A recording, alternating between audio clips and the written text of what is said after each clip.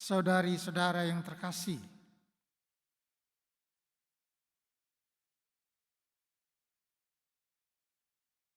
hari ini kita mendengar pertanyaan yang keluar dari mulut Yesus sendiri. Siapakah aku ini menurut kata orang? Dan kalau kita baca dengan teliti, ada 3 pandangan mengenai siapakah Yesus itu. Yang pertama yaitu pandangan bahwa Yesus adalah rupanya seorang nabi. Ada yang mengatakan Yohanes Pembaptis, ada yang mengatakan Elia, ada pula yang mengatakan seorang dari para nabi. Pandangan pertama ini tidak ditolak oleh Yesus. Lalu pandangan kedua ialah Yesus adalah Mesias.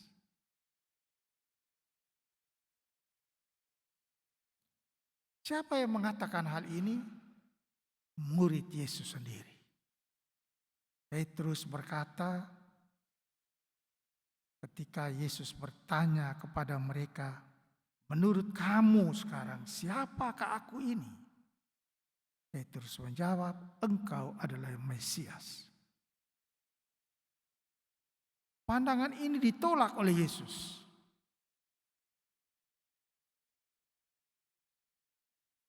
Mengapa Yesus menolak pandangan ini? Karena di dalam pandangan ini,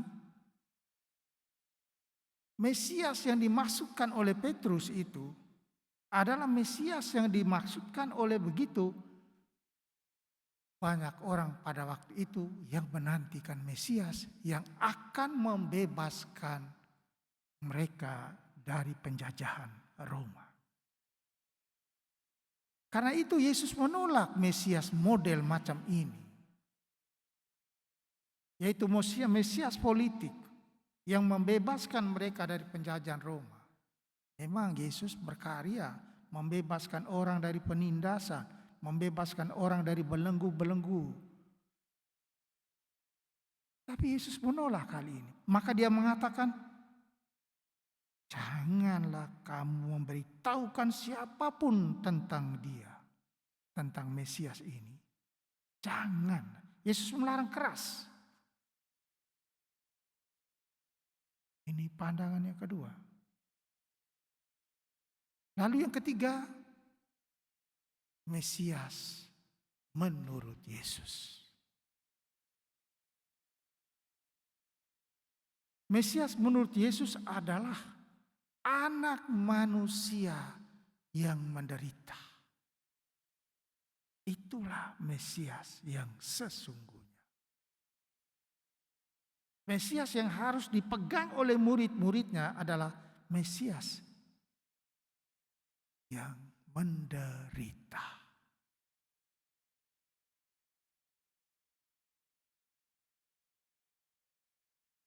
Anak manusia akan ditolak oleh orang tua-tua, akan menanggung banyak penderitaan. Ditolak oleh orang tua-tua, ditolak oleh imam-imam, ditolak oleh ahli-ahli Taurat, lalu dibunuh. Tetapi pada hari yang ketiga, dia akan bangkit. Dan itu dikatakan oleh Yesus dengan terus terang. Mesias adalah anak manusia, dia sendiri.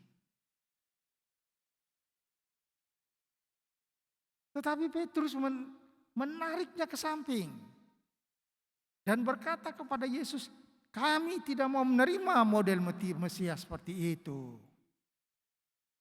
Murid-murid tidak menerima.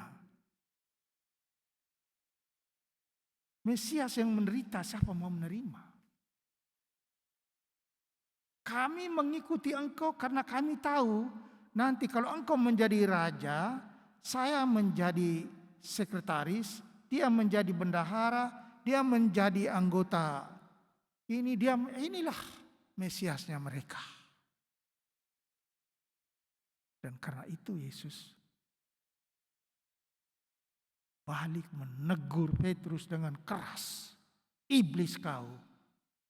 Karena Mesias menurut engkau adalah Mesias pikiranmu, pandanganmu, keuntungan yang kamu cari. Itulah Mesias yang menurut kamu itu. Kamu tidak mau menerima Mesias yang sesungguhnya, yaitu yang menderita.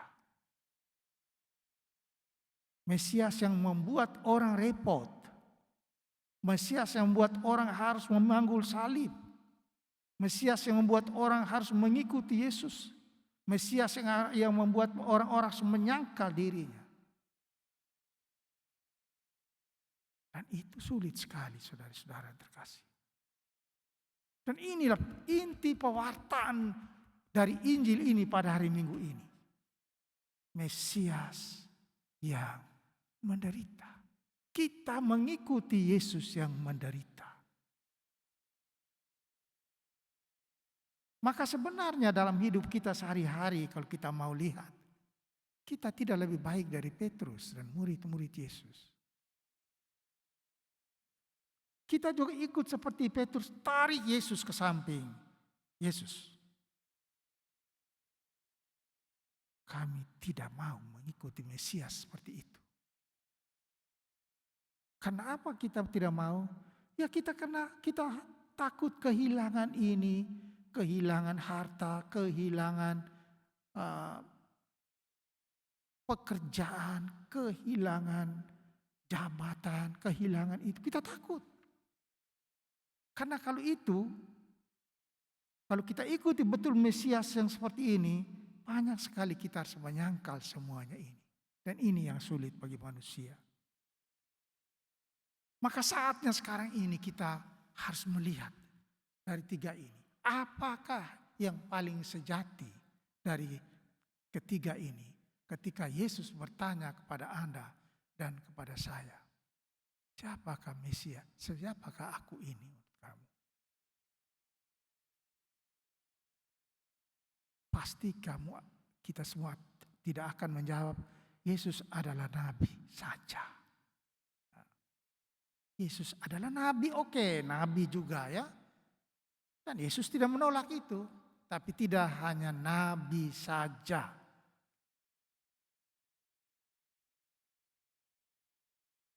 Yang kedua, kita harus menolak Mesias politik itu.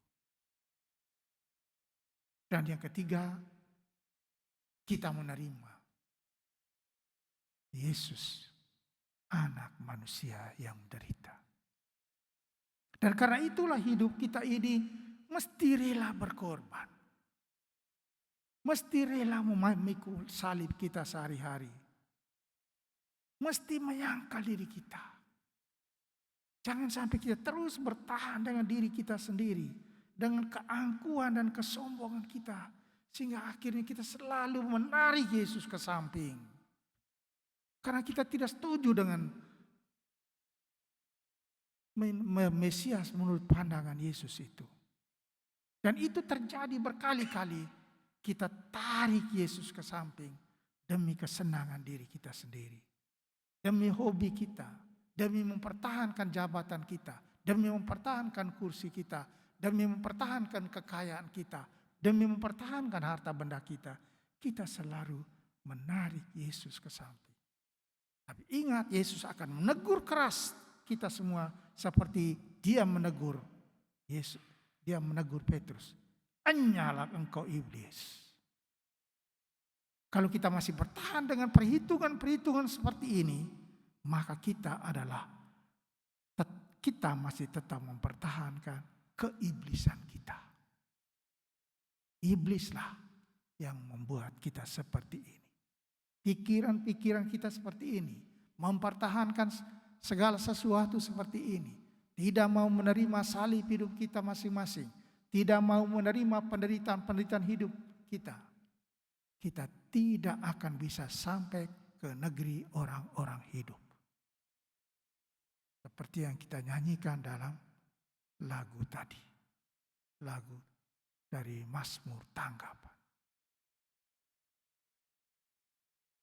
Maka perjalanan ke negeri orang-orang hidup itu adalah perjalanan seperti perjalanan dari Mesir menuju ke tanah terjanji.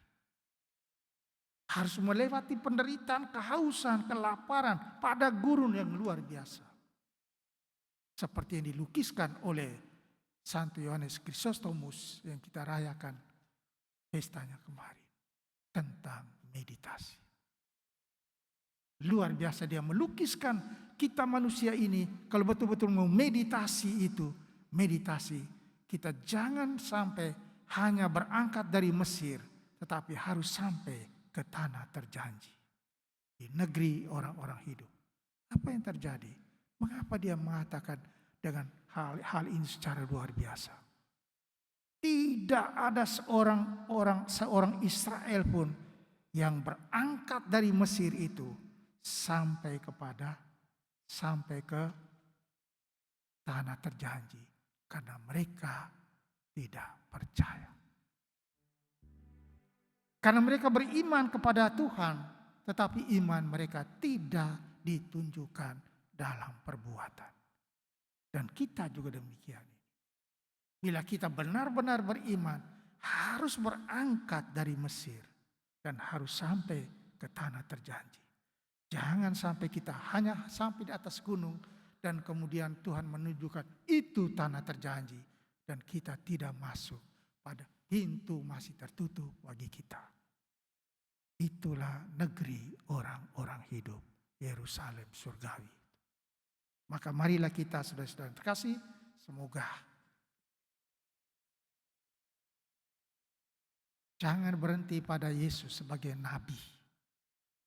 Jangan sampai menggunakan Yesus sebagai Mesias politik. Ketiga, jadikanlah Yesus adalah Mesias yang menderita dan menghidupi kita di dalam penderitaan. Tetap sukacita, tetap gembira dalam segala-galanya. Karena kita sedang berjalan menuju negeri orang-orang hidup. Tuhan memberkati.